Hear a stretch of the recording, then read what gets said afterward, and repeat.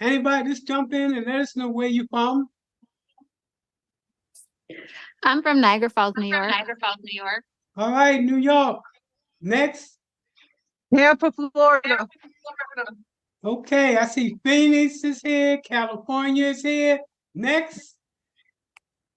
Good evening. I'm currently in Riverview, Florida. Riverview. Next.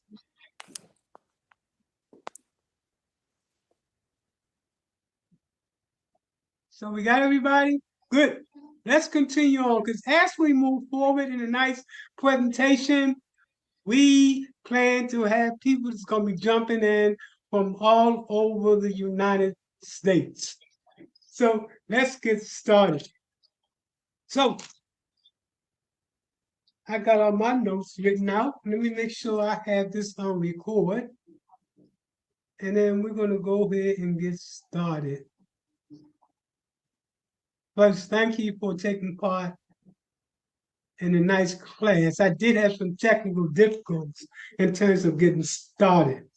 So, again, I want to thank everybody for attending tonight's presentation on how to start and operate a nonprofit. My name is Michael Randolph, and I'm with the Center for Nonprofit and Community Development. I'm the CEO of the corporation. I have over 35 years of experience in working with nonprofits nationally. Over the years, we have provided workshops just like this to over 2,500 nonprofits nationally. Tonight's class is going to talk about one type of charity, which is known as a 501c3 corporation nonprofit. That's another type of charity that we also do a workshop on, and it's called a low-profit limited corporation.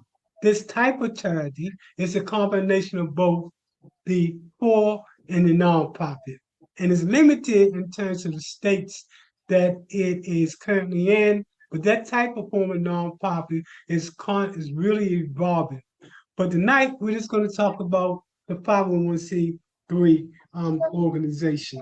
So the tonight's class is going to be broken up into two parts. The first part is going to talk about everything you need to know about nonprofit, the different stages of a nonprofit, what's expected of you as a nonprofit. Then we're going to talk about how do we get funded. Fact of the matter is that that's over 135,000 of funders throughout the United States and throughout the world that fund nonprofit. We're going to talk about how do you assess that information as well. So let's get started. So my name again is Michael Randolph, and our mission is to strengthen organizations that strengthen communities. So as you can see, we provide an array of different services, from grant writing to 501c3 to government procurement, etc., even board training. My background, well, I've been into nonprofit work since the early 1980s. When I started the nonprofit in 2011, it was because of my observation of a lot of nonprofits that were struggling, that didn't have the tools that's necessary to be successful. Now, when we look at our title, we say nonprofit and community development. When we talk about nonprofit, we're talking about everything we do related to nonprofit development. We're going to talk about that tonight. We also do what's known as community development, in that we focus on those marginalized and underserved communities throughout the United States to provide them with the tools set necessary for them to lead the effort and transforming their community and making sure that they're not going to be genocided out of the community. We are currently located in 10 states. This is going to talk about some of our accomplishments. The fact that stands out to me is the 75 million that you're looking at. Over the years, I participated in either writing or giving my input and grants that resulted in $75 million. Here's some more accomplishment. And you can read this when I send this presentation to you. Although also those that remain throughout the presentation will receive a certificate as well as a copy of the night's presentation. 501c3. So what are your takeaways tonight for part one? Well, your takeaways should first be having an understanding what is a nonprofit, what are bylaws, what's a purpose statement, what are articles of incorporation, what's a conflict of interest policy, what's solicitation, what's a solicitation report, what's a 1023, what does it mean to be tax exempt, all the way down to what are the 3 stages of a nonprofit. A nonprofit, in short, is a tax-exempt organization that serves a public interest. There are over 29 different types of nonprofits. Tonight, we're going to be talking about what we call a 501c3 organization. When you start an organization, you should come to the table with 3 basically ideas. First, you should know what's your purpose. That is, why do you do what you do, and what do you do? The mother, for example, who lost a child to gun violence, her purpose is to end the senseless violence. Then you should begin to have an understanding related to what is your vision? What is your organization? What does your organization believe are the ideal conditions for your community? That is, how things should look if the issues are important to you are resolved. In the case of the mother that lost her child to senseless killing, her vision will be a world where kids can play in the street and not have to worry about being killed. And then a mission. An organization mission statement describes what the organization is going to do and why it's going to do that. Your bylaws are your first set of documents. Now, this section right here that we're talking about is what we call, in terms of the different phases of a nonprofit, this is what we call your legal and your business compliance section, in which you begin to talk about your first stage of your nonprofit and putting together your legal document. We'll talk more about the other stages later on. Bylaws is the first set of documents that you want to produce. Bylaws basically tells everybody in the organization what they're supposed to do, when they're supposed to do it. The president, what that person does, the secretary, etc. Everybody know what the law is to that organization. It includes your definition, your board, your qualification, your terms of directors, as well as officers and committee members. Articles of incorporation is the next set of documents that you want to have prepared for your organization. This set of documents allow you to be legal. In order to be recognized as a nonprofit in the state, you have to file what's known as your articles of incorporation. And you have to file, when you file your articles of incorporation, you have to make sure you do your annual report every year thereafter. Your articles of incorporation include your name, your purpose, dissolution. I do want to make it transparent that for the purpose of this workshop is what's known as an informational workshop, is not legal advice. Conflict of interest. A conflict of interest is whenever a board member gets paid for serving on a board, or that board member gets something of value from being in the organization. The only person that should get paid on the board of directors is the CEO, because the CEO runs the day-to-day operation of the organization. Now, if you were a for-profit organization, you could actually get paid. Earlier, I talked about the different type of charity known as the low-profit limited liability company. Now, that type of board can get paid as well, because while it's a nonprofit, it's also a business at the same time. Again, for those of you interested in that type of workshop, email me. You can take part in that workshop as well.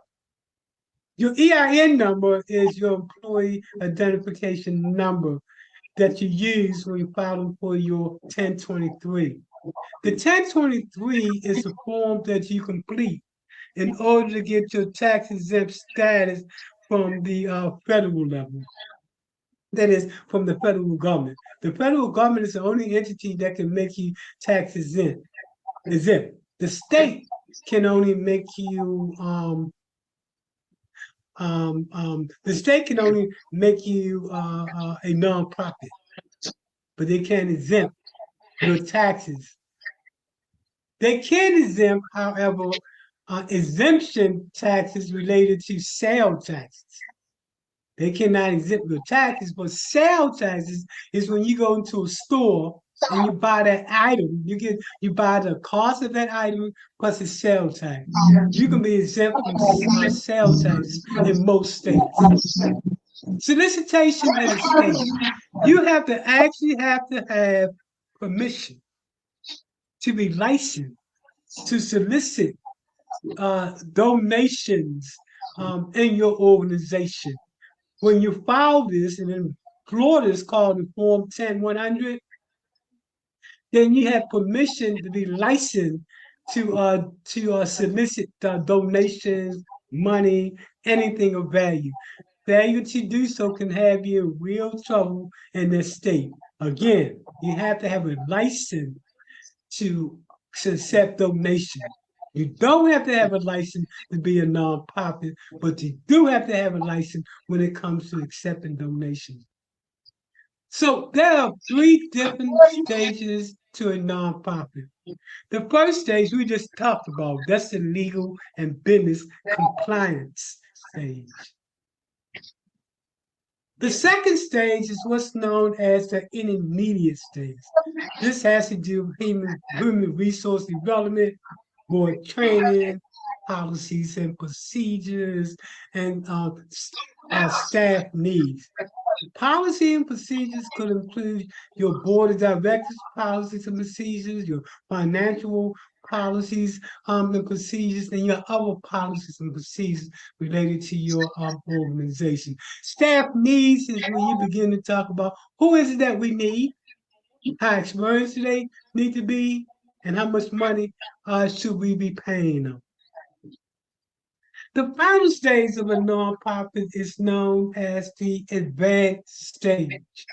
This is when related to organizational operation, program development, fund development, infrastructure. Infrastructure is when you actually got that building and you're buying your equipment to get into that building. Then the next stage element is financial management. You have to be able to show that you know how to manage that money. A lot of new nonprofits can use what's known as QuickBooks in order to manage that funding when they initially getting started. You also have to be able to market your organization. You have to really be good at public relationship, and you have to have an online presence and visibility. Artificial intelligence, ChatGPT, and Web3, all of these technologies allow us to meet this criteria. Now let's talk about the grant. Well, what are your takeaways from this part of the class? You should know the different types of grants. You should be able to describe the different types of grantors. You should be able to identify the research tools. You should be able to describe the fundamentals of writing a grant. You should be able to describe the grant proposal, the concept paper, and you should be able to write a new couple of terms. Now, what is it that a funder look for? Well, the first thing the funder wants to know is, do you have a sustainable financial model? You know, a model that shows how you plan to bring in income from different streams, like what we talked about earlier about earned income. So you show that we got businesses that's operating that will sustain us in addition to the grants, but we're not dependent upon the grant. Then you need to talk about how is your organization different from other nonprofits? Then you want to talk about what are the hard and soft data to support your position of the need that you claim and the problem that you want to solve. Other terms is known as quantitative and qualitative research. You have to be able to show that you have actually had a conversation with the right people that is being affected by the problem, as well as to do the research that is evidence-based and data-driven to show that you understand the depth of the problem and the research necessary. Do you want to be able to measure your success? We'll talk about that later. Then you want to have, what is the reason for your nonprofit? Hold on, we got one person coming in. Give me 1 second, folks. Okay. Then you want to be able to measure where did I leave off at? Yeah, then you want to be able to have measurement tools. We're going to talk about that later. And then your reason for starting your nonprofit. This is where, for example, your purpose come into play. Then it's important, well, what is your value? We're going to talk about value a little bit later on. Then we focus on the organization. The fund is going to take in consideration, do you network with others? Do you partnership with others? Do you collaborate with others, etc.? That should be etc. I don't know what I did with that ITE, forgive me, but that should be etc. And then finally, your accounting practice. You have to be able to show that you are able to be a good steward over that money, including me having audits. Now, let's talk about the different types of grants.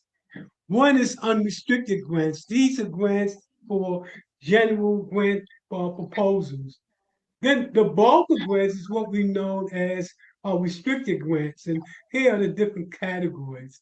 The first category is what we call program and project grants. For example, you got a program or a project that you want to get funded. The next is seed money. Seed is like if you're an existing organization and you want to broaden out to start a new program, or seed money is also applicable if you are a new nonprofit and you need money to bring on your first employee, who should be the CEO of the organization. Then we have what's known as capital grants, and capital grants is like land acquisition if you want to do affordable housing, transitional housing, or if you want to build a shopping mall, etc. Then you have endowment. Under that is challenge and matching grants. Some organizations will challenge you that will give you 90% of what you're asking for, but you have to be able to come up with the remaining 10%, and we're going to show you how you meet that issue if it comes about. And then finally, in-kind support or pro bono work has been underrated. It is very important that you're able to show that you do have volunteers and you do have people that's doing pro bono work who would normally get paid for it. That brings value to the organization as well. The different types of grantors is an individual like you and I. That's the bulk of the money. And then you have what's known as a family and community foundation. You have a corporate foundation. Now, the thing about a corporate foundation is that corporate foundations like Walmart, Best Buy, Coca-Cola, etc., must give 5% of their net proceeds back to 501c3 organization in order to maintain that status as a corporate foundation. Then you have federated, like the United Way and government monies. Now, probably the hardest money that you want to go after is government monies. Now, when you get this particular presentation, and I can't do it during this time, you want to look at the advantages and the disadvantages of going after each of these types of funding source. Now, we get to the section of, well, you identify what you want to do. Now you want to find out where the money is. There are a number of ways that you can do research to find grants. I'm highlighting two: the Foundation Center, grants.gov, and Grant Station. The Foundation Center allows you to look into funding from over 135,000 plus funders. That's right. There's over 135 different types of funders. And we mentioned what those type of funders were earlier. If you were to go online and you were to try to search for funders, you would probably only get about 1% of that 135,000. So with the Foundation Center, you go here, you type in, for example, where you're located, because you want to make sure that the money, you want to put your location of anybody, you won't put your location so anybody that's funding in your location will come back. You want to put in what amount of money you're looking for. You might say, look, I'm looking for 10,000 and up or 100,000 and up. And then you want to put in what is the subject matter. Well, youth prevention, homelessness, health, whatever that case might be. And then when you hit that button, a list of funders that's funding with the information that you request will come up. Now, you can also use this with Grant Station. I just started to use Grant Station, but I got to say the most comprehensive grant software is the Foundation Center. And then you have grants.gov. Grants.gov is when you're going to go for a federal grant. You can also go for state grants. You got to go to the state site to find out what are the grants available for your state and local governments. Now, in going for a grant, there should be 4 things that you should take in consideration in terms of being able to increase your opportunities of getting that grant. That should include these processes here. First, you should write for the application form and guidelines so you can know exactly what these people are looking for. Second, you should call a person that received that grant in the past. It's called a grantee. You should call a past reviewer. What was that person that reviewed that grant? Get their opinion as to what was that decision on granting that funding. And then lastly, you want to contact the program officer. When you go to the Foundation Center that we talked about earlier, they'll provide you with all this information based on the funder that you're going for. We start off with the problem. In terms of being able to identify what the problem is, you want to be able to do your research. You want to be able to talk about what is the specific conditions that you want to change when you're talking about the statement of the problem. And during the statement of the problem, you want to be able to use both quantitative and qualitative research to make an argument related to what the problem is. The two types of research data that you can use is quantitative research and qualitative research. Quantitative research is objective. That is, you're getting your research from those who are in authority to provide that type of research. Quantitative research or qualitative research is subjective. That is, you're getting your information from the very person who's being affected by the problem, and you're getting their insights. The next component after you identify that is putting together the program design or the approach that you're going to take. And going for that particular grant, before you even start to put together the program, you should have at least what your goal is, what your strategy is, what your objectives are. You should be able to identify the four major types of objectives: behavioral, performance, process, and product objective. Again, when you get this presentation, you can look at the particulars as to what is the goal strategy. Again, you can also look at examples of goal strategies and objectives when you receive this presentation. Now we get to the section related to the method section, the program design. Some people call it the work plan. The method section describes your project activities in detail, indicating how your objectives will be accomplished. It includes, but is not limited to, hey, what personnel do you need? What's going to be the training requirements? What's going to be the qualifications and the job description?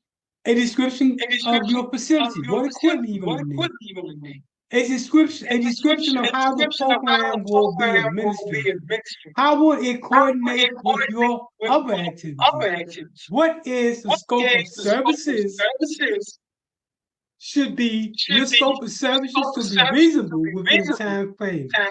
And also to talk about what happens from the opening of your door to the closing of your door.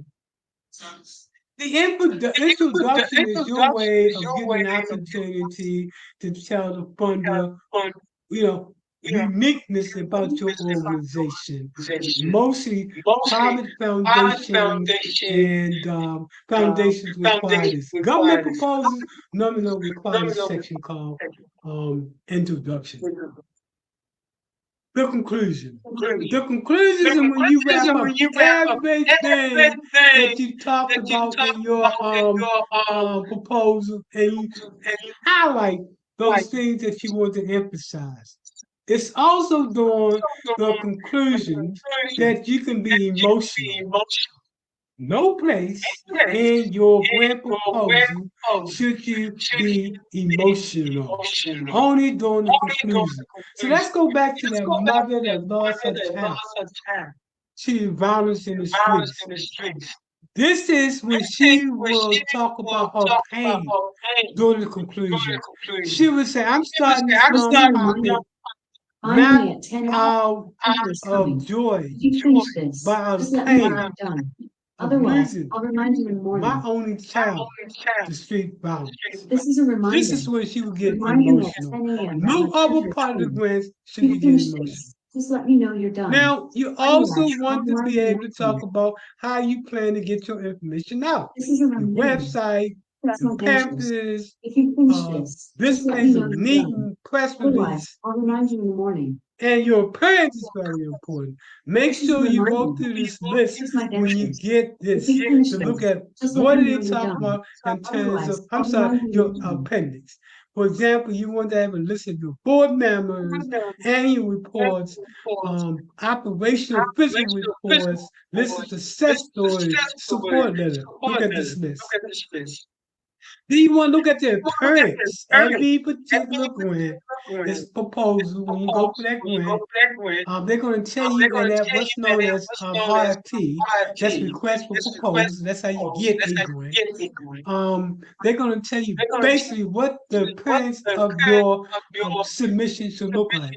They're going to tell you if you want to use list numbers, a list, or they want you to use numbers, or whatever it is that they want you to format that grant. You need to read that to know how the grant should be formatted, because every grant is going to have a different format. Evaluation, this is where you begin to show how you plan to show your success. So I just want to know, how do you show your success?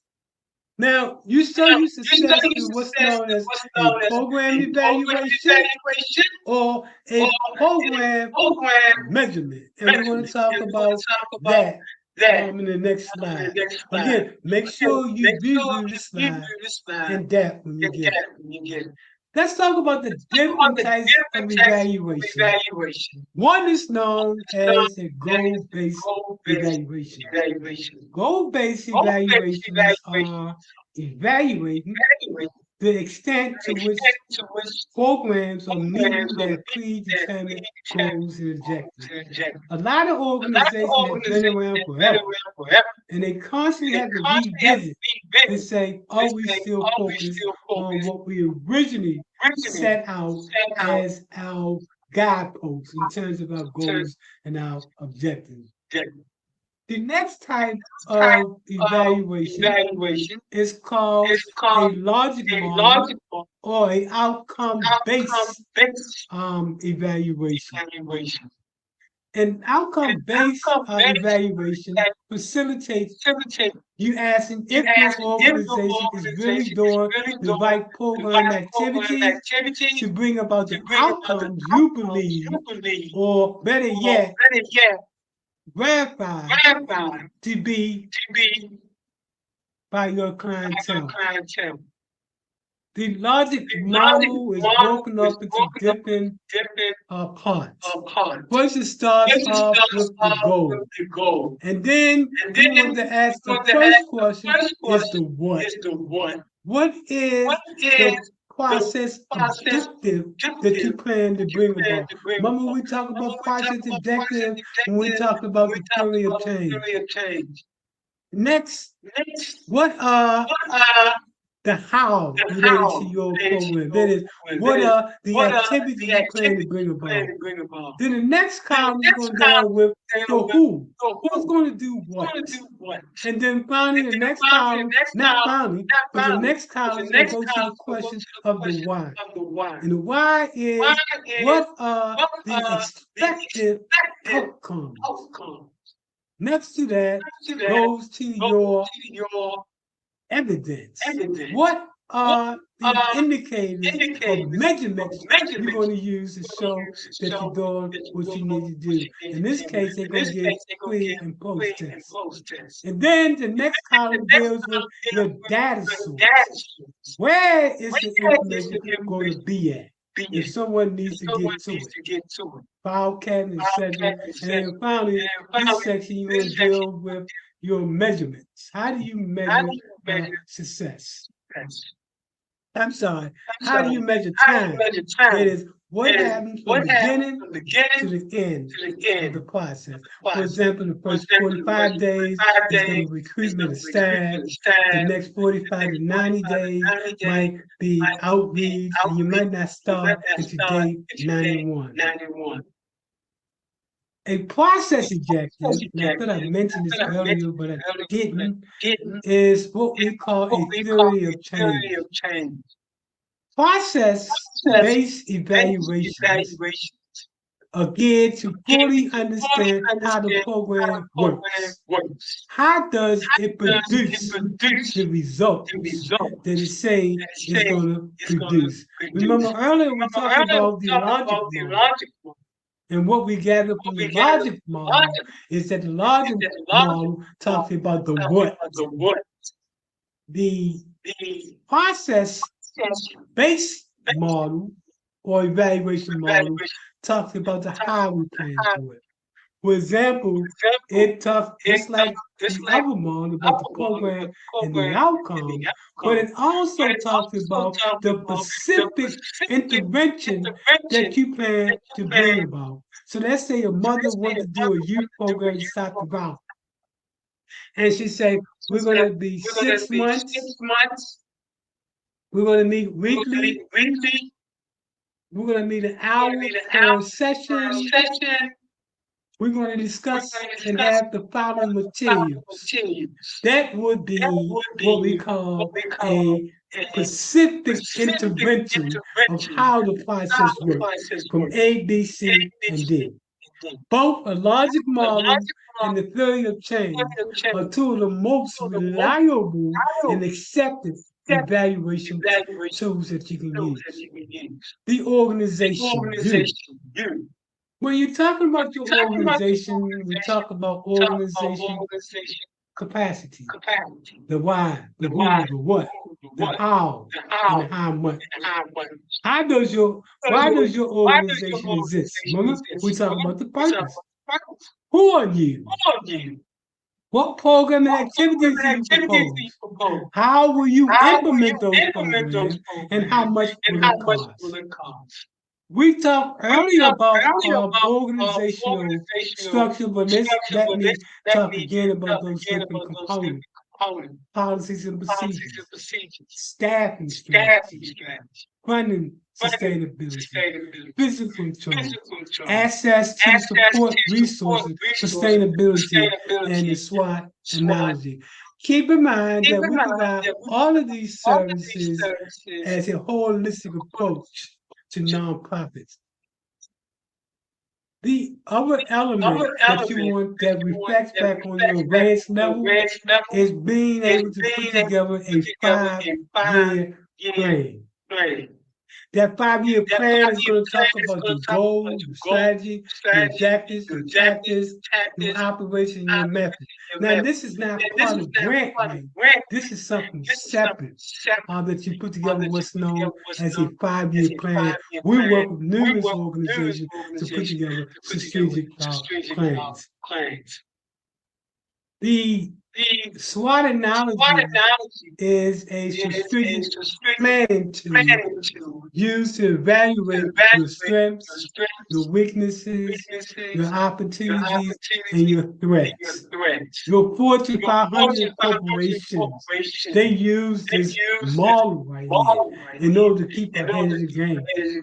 When you use this model and you present it with your information to the funder, they're going to be impressed because they can see that you're thinking just like a business, although you are a nonprofit. Again, please read this when you get it.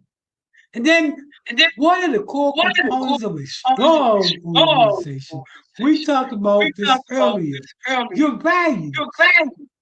What do you believe in? Your mission. Why do you exist? Your vision. Where are you going at? Your strategies. How will you get there? And your tactics. This is related to your long, mid, and short-term objectives.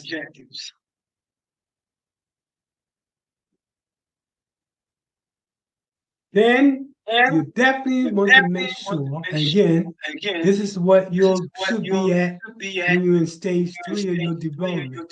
A business plan, an organizational plan, a financial management, fundraising. Fundraising is what this class is about when it comes to how to write a grant. In other words, that's fundraising. But you also should have a safety and risk management plan, a marketing and branding plan, and a partnership and collaborative type plan as well. But then, how do you sustain your funding strategies?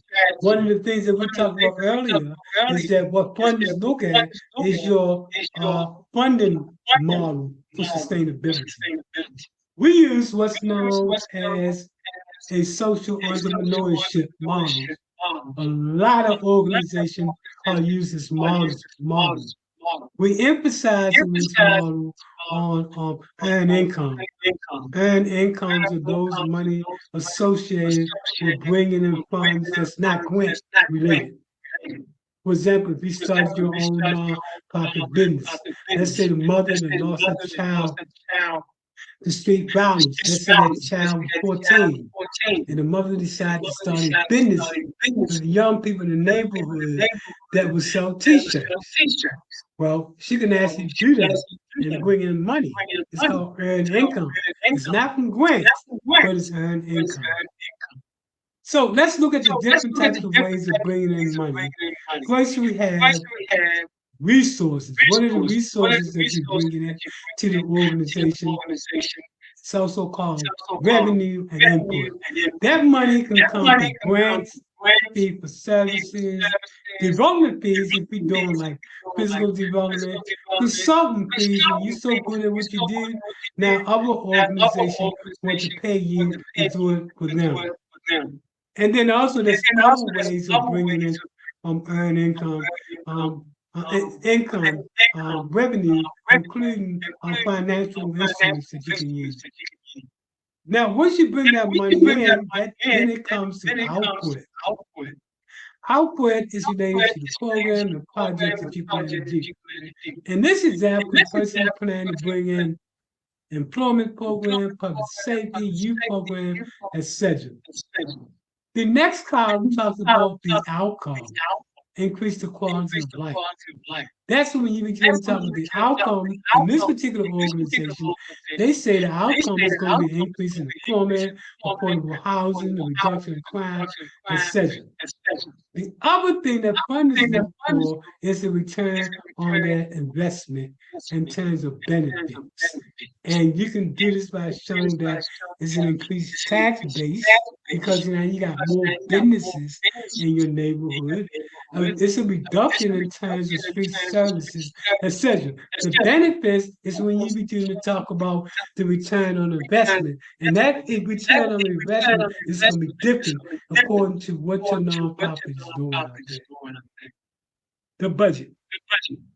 The budget is more than a statement of program or proposed expenditures.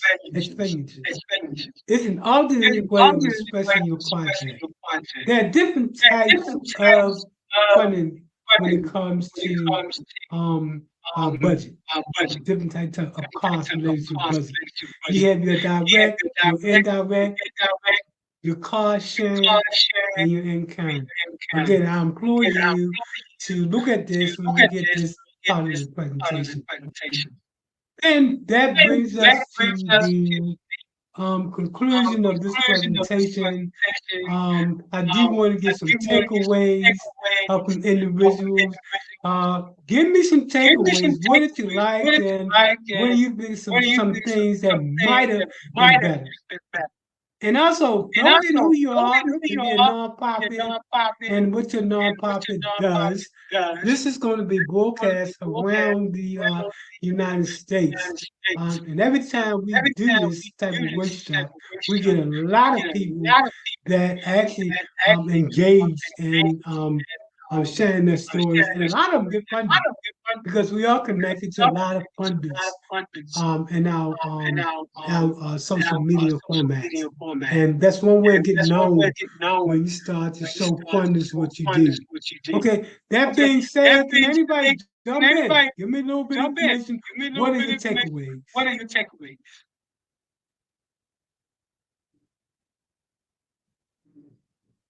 Anybody? Going once.